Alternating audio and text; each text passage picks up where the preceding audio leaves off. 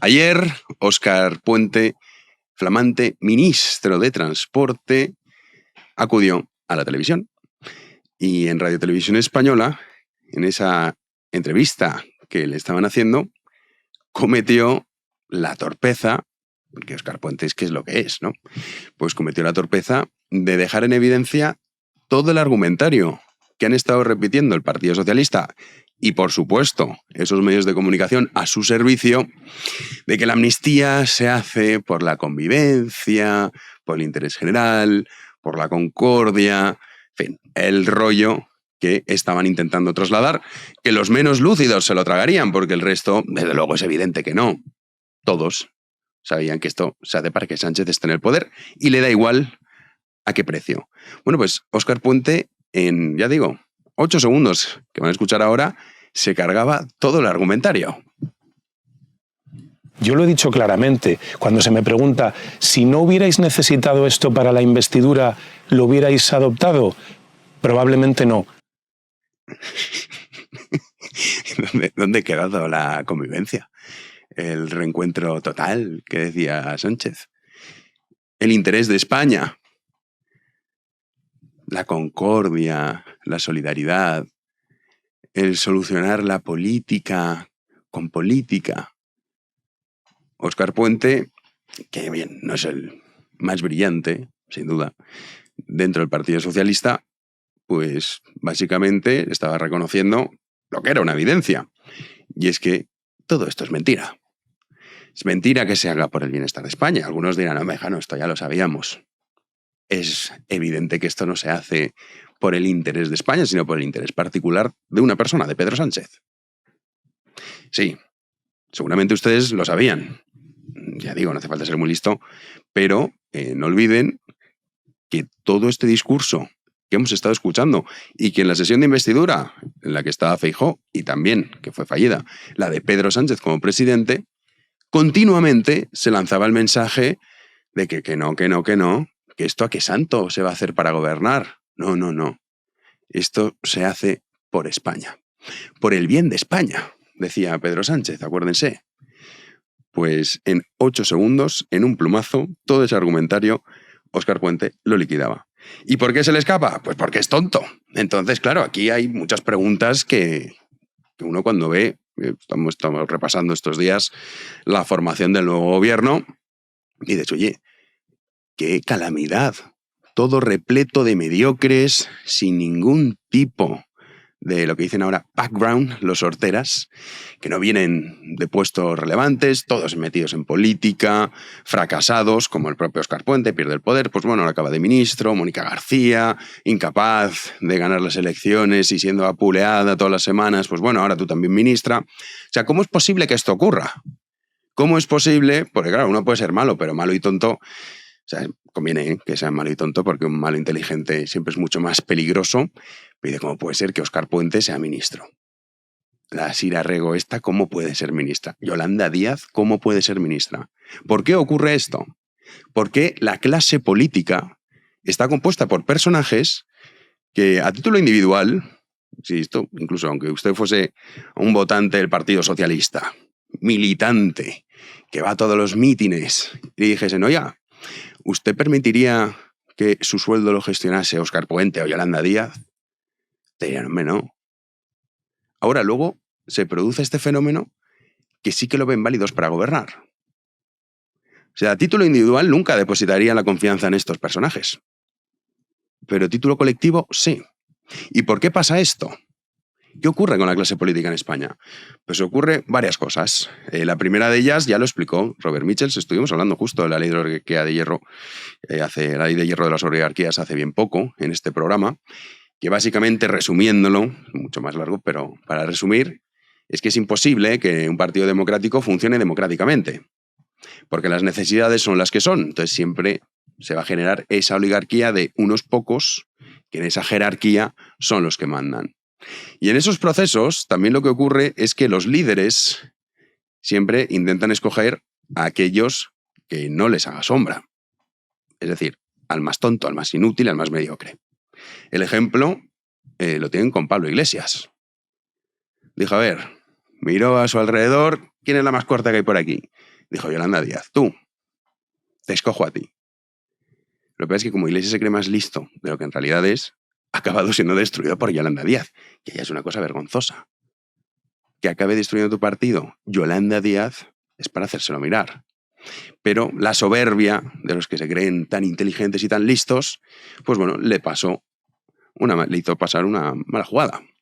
Pero esta fue la razón principal. ¿Por qué Sánchez escoge a todos estos mediocres?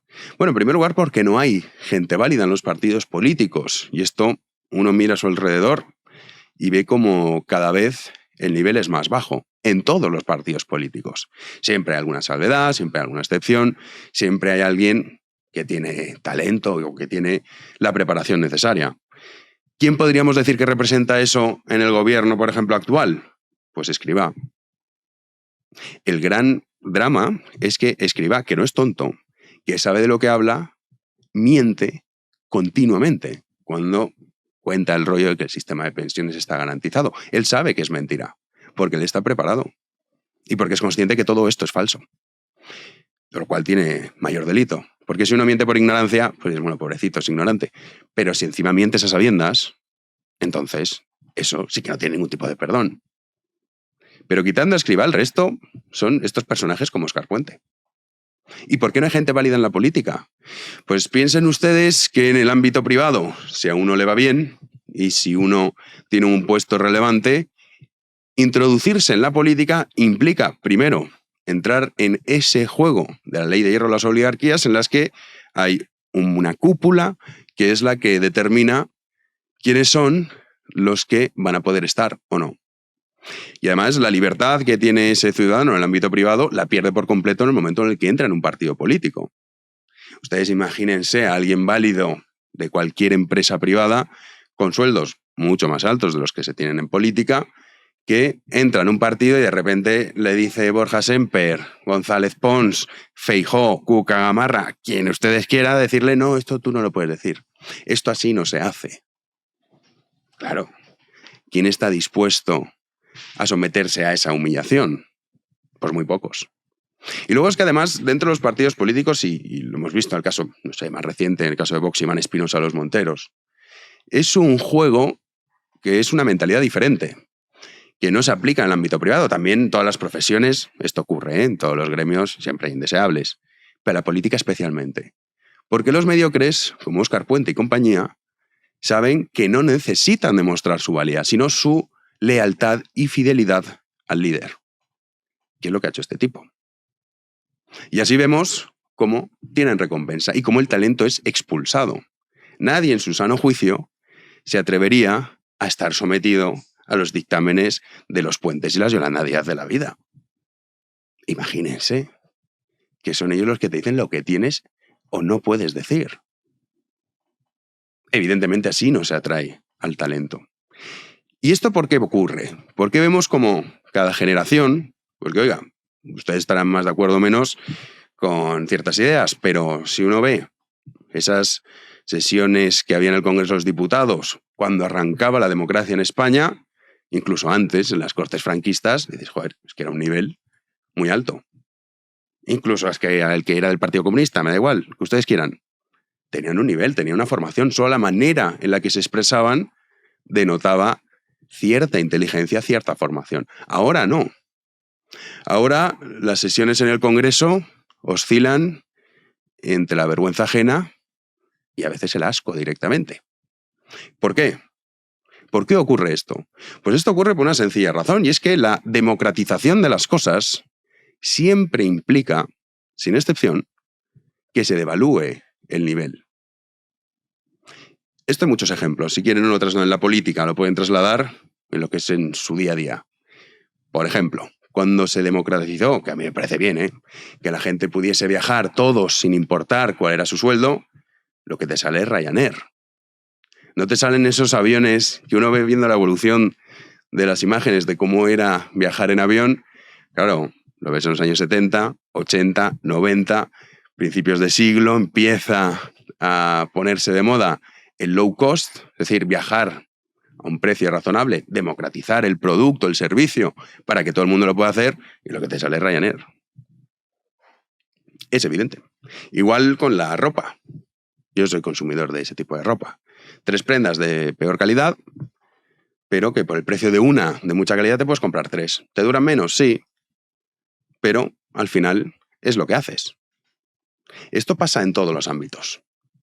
Y esto pasa también porque el momento en el que cualquiera puede llegar al poder, como es el caso de un sistema democrático, pues claro, Óscar Puente tiene oportunidades, Yolanda Díaz tiene oportunidades. Porque no importa tanto la calidad, sino que importa otra serie de cuestiones. La capacidad que tienen para apuñalar al adversario, que es el adversario político, sino al enemigo político, que son los suyos, los propios. Esa lucha, cuando dicen los fontaneros de los partidos políticos, lo hemos visto con Santos Cerdán. ¿Y este tipo de dónde ha salido? Y uno cuando lee su currículum dice, bueno, pues sí que un fontanero. Que está muy bien ser fontanero, pero hombre, de ahí a ser el número 3 de un partido que gobierna España, pues no sé. El nivel es muy bajo. Porque se expulsa al que tiene talento y al que tiene esa capacidad, y luego también por la cuestión de la democratización, de cualquiera puede llegar. Entonces, si cualquiera puede llegar, es evidente que el nivel baja. Entonces, imaginen, ponen a un genio y empiezan a sumarle gente aleatoria y la media de ese cociente intelectual va a descender. Siempre. Esto es una realidad. Y algunos dirán, no, pero ¿qué estás diciendo? ¿Que no te parece bien que todo el mundo pueda viajar? Sí, obviamente sí. Pero lo que me refiero es que a mayor cantidad, menor calidad. Lo vemos, nuestro mundo actual es un ejemplo muy claro de eso. Y en política, evidentemente, pasa igual. En el Países Bajos ha habido elecciones legislativas y les voy a dar los resultados y sobre todo alguno que otro titular. El resultado ha sido que Geert Wilders ha sido el vencedor, ha obtenido 2.400.000 votos, 37 diputados, para que nos entendamos, sacándole más de casi 1 millón de votos al partido de Frans Timmermans, de la izquierda, que se ha quedado con 25. Luego ya 24, 20, etcétera, etcétera. Necesitará pactar y estos son algunos de los titulares. He cogido el del diario El Mundo porque me ha parecido el más divertido, que dice lo siguiente. La ultraderecha islamófoba de Wenders gana las elecciones generales. Y claro, algunos se preguntarán ¿por qué ha pasado esto? ¿Qué es lo que está ocurriendo en Europa? Porque este fenómeno lo hemos visto en Suecia también recientemente en las pasadas elecciones, ahora en los Países Bajos, la respuesta es muy sencilla. Y es que por mucho que existan unas élites que tratan de negar cuál es la evidencia, y es que es igual de estúpido decir que todos los musulmanes son iguales, eso es una estupidez, decir que no hay ningún problema con ellos es otra estupidez. Los Países Bajos tienen un problema con esto.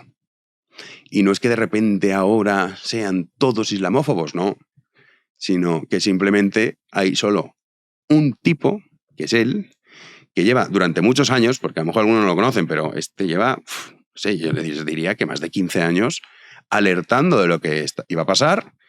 Ha visto la gente que lo que él estaba alertando cuando decía, este está loco, exagerado, esto es una exageración de la ultraderecha, se ha convertido en realidad. Y tratan de ponerle remedio. Cada vez más difícil poner remedio a la situación de la crisis migratoria, que tenemos un problema en toda Europa y en España también, que irá más. Pues bueno, esa realidad que algunos quieren negar, uno puede intentar no mirarla, pero al final siempre aflora, ha hecho que gane las elecciones y que también, porque saben que este no es muy partidario de la Unión Europea, que yo, bueno, lo comentábamos ayer, ¿no? A mí la idea de la Unión Europea me parece bien, ahora su ejecución es nefasta. Y negar el problema de la crisis migratoria que hay en todos los países europeos y luego el fracaso de la multiculturalidad, que por mucho que algunos digan, no, es que queda muy bien decir que todo es estupendo, se ha demostrado que no lo es y que hay problemas, y particularmente con el Islam, pues ha hecho que sea el vencedor. Aunque hay muchos que, pues ya digo, el diario El Mundo, publicaban así los titulares. Islamófobo ultraderechista, no. Déjense ustedes de las etiquetas, que yo entiendo que es el recurso fácil. También lo vemos, ¿no? Tanto a derecha como a izquierda, la etiqueta. Sí, pero lo importante es el fondo. ¿Tiene razón o no tiene razón en lo que está diciendo? La respuesta es que sí, independientemente de que gane o no gane las elecciones.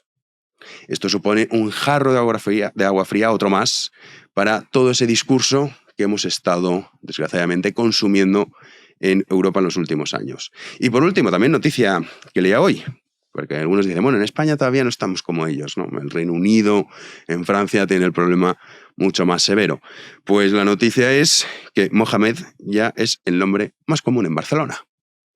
Datos del INE. O sea que no crean que lo que ocurre al norte no va a acabar sucediendo aquí.